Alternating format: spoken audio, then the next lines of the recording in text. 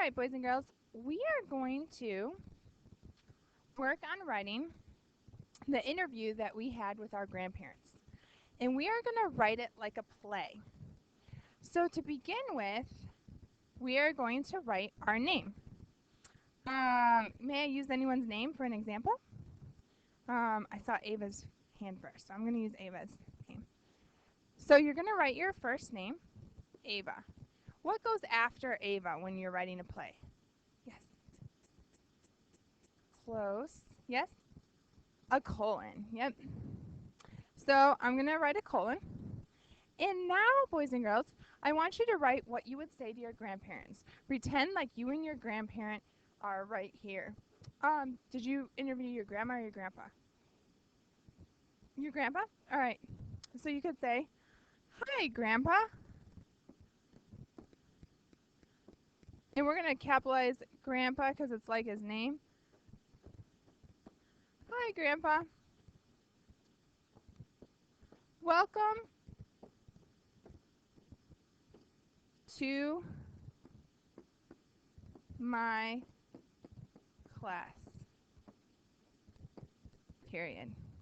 So boys and girls, I want you to come up with some kind of greeting on your piece of paper. Why don't you go ahead and write that right now before we do the next part?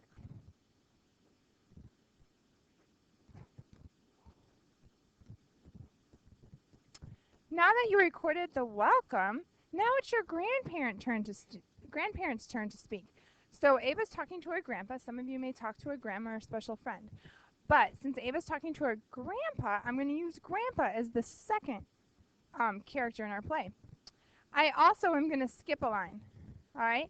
I don't want to write anything here because it's easier when doing a play to see when your part changes when you skip a line. So I'm going to skip a line and write grandpa right here. Now, what special mark goes after grandpa? A colon is correct. You're right. Now, what my grandpa would probably say if he were here, he would probably say, "I am so happy to be here."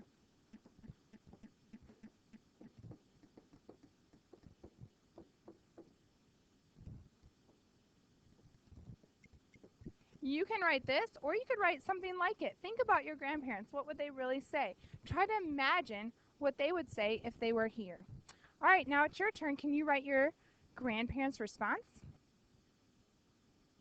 Now that your grandpa talked, whose turn is it to talk next? Yes, you're right. So we would go ahead and write Ava. You would write your name. What goes after Ava's name? A colon. And you would start with a capital letter like it's a sentence. So Ava's now going to say, "Grandpa." And when you address somebody, you put a comma after their name. "Grandpa, may I ask you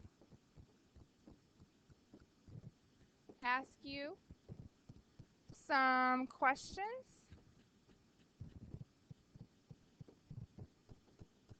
Now this is actually a question as well. May I ask you some questions?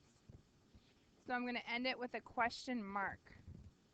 Now it's your turn. Can you write how you would ask your grandparent about the question?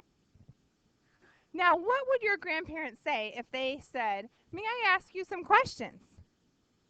They would say, "Sure, yes, of course, I would love to." Something like that. So boys and girls, think about what your grandparents would say. My grandpa would probably say, "I would love to." And "I would love to," and I'm going to put a period at the end. So boys and girls, now it's your turn. Write what your grandpa would respond, how your grandpa would respond. Boys and girls, now that you asked your grandparents if they would like to answer some questions, now you're going to use that interview sheet that you took home and actually ask your grandparents. And we're going to start with number 1. Number 1 says, when you were a child, what types of toys did you play with? So I want you to write your name, and I want you to copy that question. When you were a child, what types of toys did you play with? You get the idea. So I'm going to pass these out now.